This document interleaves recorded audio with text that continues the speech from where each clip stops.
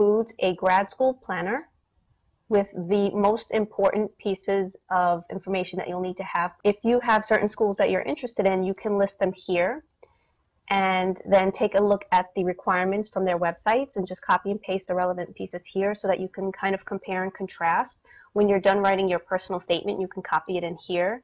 If you use the same personal statement for all of the schools that you're applying to, you can just merge these cells so that you know that this personal statement was written for, let's say, schools 1 through 3, and then let's say you have a different personal statement, maybe you tweaked it for a different school, you can copy and paste it here and just merge the cells. So you have your graduate schools that you can show here. If you're interested in schools that require the GRE, you can schedule your GRE exam and then just record the information here so that it's just consolidated. Letters of recommendation, you'll have to get a couple of those. And then if you have interviews that you've been called for, you can put relevant information here. Any specific instructions for the interview you might want to put there. This section has all of the ASHA standards listed, and then there's little check boxes that you can mark if you'd like to just get a sense of completion. There's tables within each section that correspond to the educational requirement that you need. And it's a nice place to organize and keep all of your information centralized. The prerequisite courses that you need, you can list here. You can insert more if you wanted to. Update the information. Include your course name and the actual course number. And then once you've completed it, you have a little check mark. You can put that there.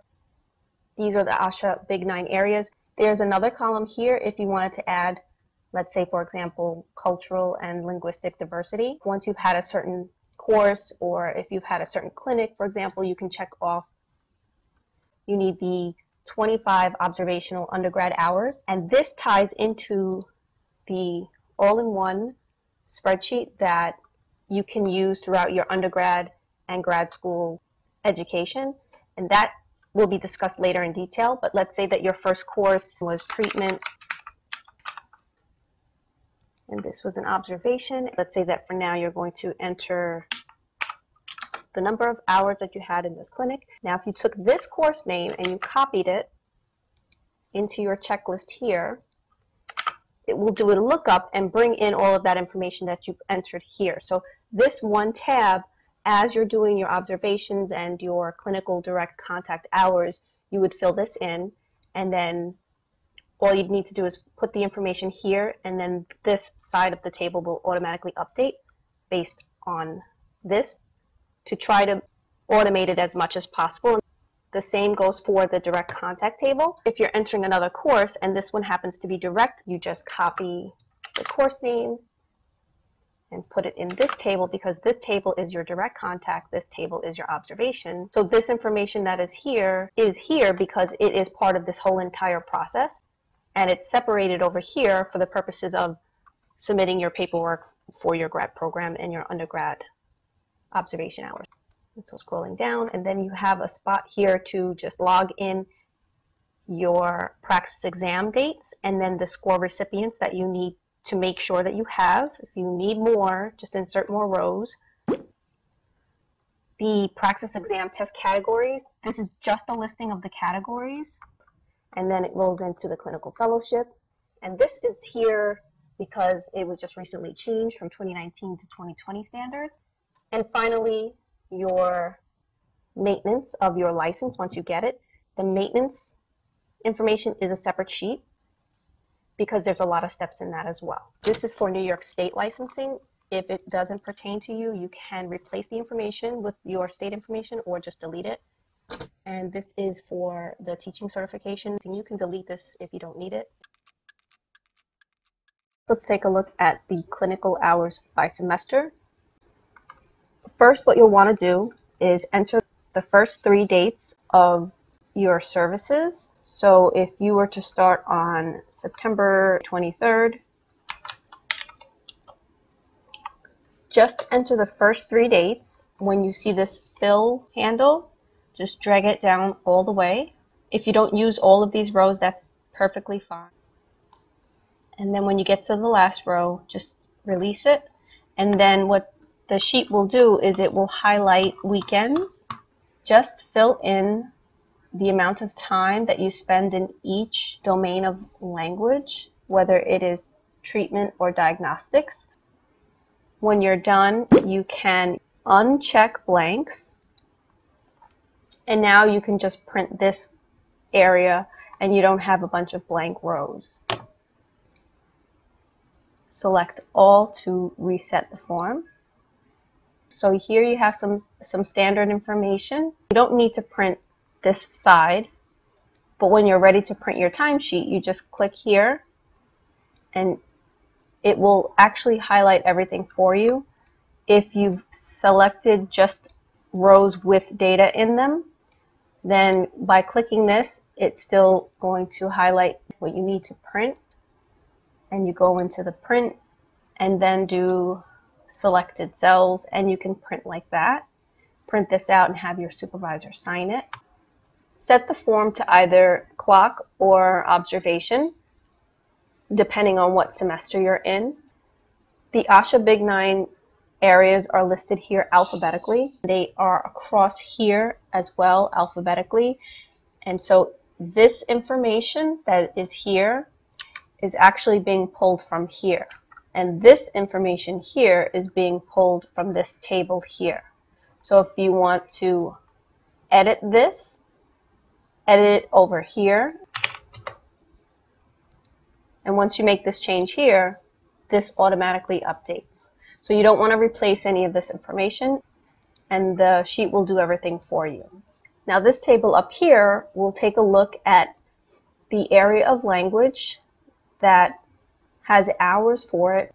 You'll see here that for treatment, articulation, and phonology, the sum is coming from this column. If you go to diagnostics for hearing, you see that the sum is coming from this column, and so on. If you don't want to use this option, you have another option here. It works the same way. This is alphabetized and it matches this. But if you don't want to call it articulation / phonology, you can change it here. Then you'll be able to change it here and in all the sections.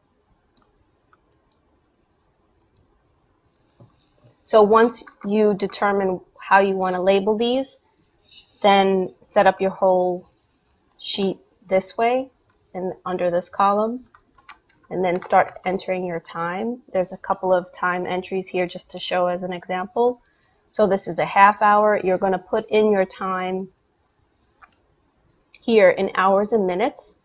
It's going to calculate and add up the totals here in hours and minutes, and then it's going to convert it into decimal. And so what's happening is for treatment, it is going to look at this total here, and this row is treatment. What it's doing is, for all of the instances of treatment, it's going to add those clock hours together and come up with the total.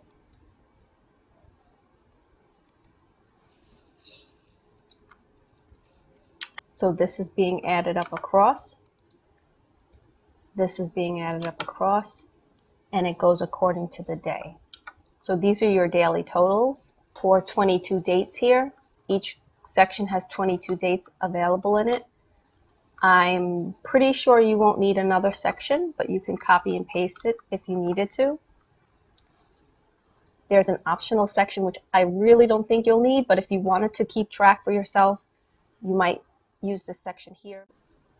Whether you use this template or this template, you'll have to make a copy of it each semester, and this all in one template, you'll make a copy of it each semester as well, but it'll all be in one sheet. You'll have multiple sheets if you use these, but some people may have a preference for that.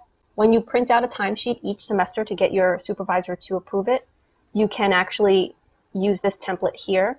This is a link to the template, and you'll make a copy of it. Let's take a look. The template will open in view only mode, and then you'll need to save a copy to your Google Drive.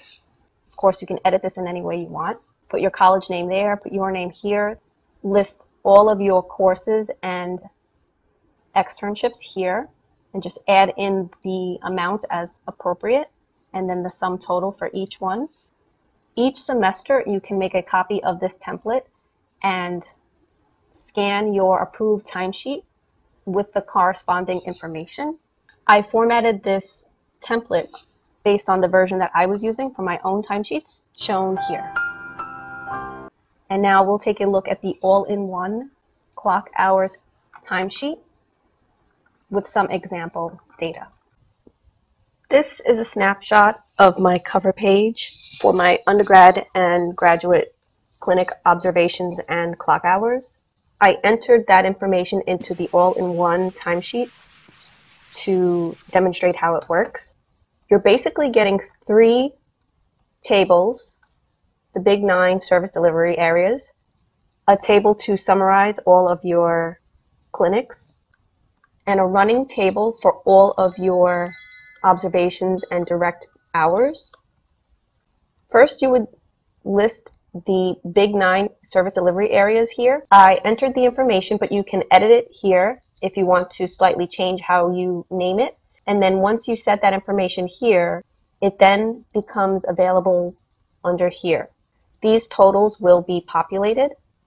So all you really have to do is make sure that this is named the way you like, and then start using the form.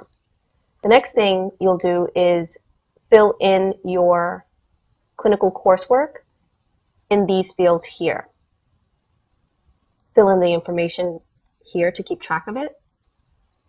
Edit this information however you would like to track. You can even change the header if you want to track something different. Then select whether or not that course or site was observation or direct hours. And then when you get your total number of hours, just enter it here so that you have a summary. There are more rows for you to add additional experiences. Whichever you don't use, just group it. When you enter the course or description here, it becomes available for you to choose in the table. And then you also have to indicate whether it's observation, treatment, or diagnostic, or a clock hour treatment or diagnostic. Select the big 9 area, and you can enter whatever information you need here. I just put population and age as a starting point. You can change that. Then I would add the date that you had either that observation or that direct hour, and then enter the time here as a decimal. This is not an hour and 25 minutes, it's 1.25. If you need to convert hours and minutes to a decimal, you can use this conversion table. You spent an hour and 15 minutes, that would convert it here to 1.25. And so you see here that there are a few entries for this one course. It was all observation as an undergrad on these dates and for these times. So because this is an all-in-one sheet, it's meant to be able to contain all of your information, but it will allow you to focus in on any one of these particular courses at a time. Right now, the table is not filtered up here on anything. So it's showing all of my completed hours, both in observation and direct contact hours. When I make a selection here, I'll be able to see all of the hours for any of these courses. So if I were to pick this, updates, and it shows here how many hours I had at that particular site, I would manually enter that here. But here in this table, everything is done using a formula. You'll see of the 2 hours here, 1 hour was spent observing articulation and phonology, and the other hour was spent observing social aspects of communication, for a total of 2 observation hours. And then when you scroll down here, at this point, that was the first experience, so nothing would have been here, but since I have everything now, I can focus in on just that one course, or one observation in this case, and this is what I would print. I would update the information here, and it would filter over here automatically because it's pulling from this cell. And then you would just enter your supervisor's information. Let's take a look at another course. Here we see 13 hours. Look down here at this table, and you see that the 13 hours is captured here under observation. So if you scroll down and look for this course, Speech 3381, you'll see it here with all of the relevant information, the supervisor, ASHA number, total hours, and then you would go down here and select this course name from the drop-down. When the table is filtered, it's going to subtotal, and you'll see all of the entries by domain and service delivery area in this table below. Up in this table, you will see the area of language that corresponds to the hours, and everything will match. Each of the sections will show the same total number of hours. Let's check the next one. Here we see an update of 18 hours. It's under observation in receptive and expressive language. For speech 4383, we'll filter the table again and see 18 hours and an actual list of those daily observations. Next, 56 hours under clock hours for articulation, receptive language. Here is the entry on the table, and when I'm ready to print it, I can go here and filter the table again and see the list of entries for 56 hours shown here. You can highlight the rows that you want to print and then print out your information so that your supervisor can sign it. You would scan this and then attach it to the Google Drive in the timesheets template. Speech 730 was a externship experience, and here it is 135 hours for articulation and receptive language. After I select that course, I can print it out and have that supervisor sign off on this sheet. When you print this out, the supervisor for the bottommost course is going to see a list, a running total of all of your prior experiences, and their name will be on the list as well. They'll sign up here, of course, and then you'll have a printout for them to review and approve. To reset the form, just select all and delete here. This is your drop-down for everything that's showing in this table here. When you add a new experience,